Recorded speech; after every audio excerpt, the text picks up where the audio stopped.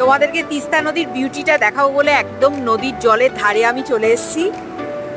এই যে জল এসে আমার পায়ের মধ্যে ছলাক ছলাক করে লাগছে, দারুণ লাগছে, দারুণ অনুভূতি লাগছে আমার। আর এই দেখো জলটা কিরকম বয়ে যাচ্ছে, আর এই হলো পাহাড়ের কোল।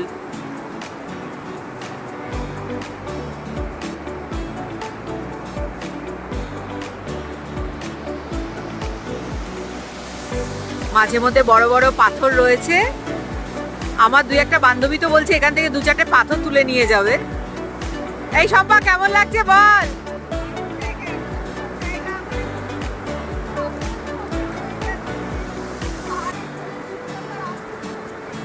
একদমই তাই,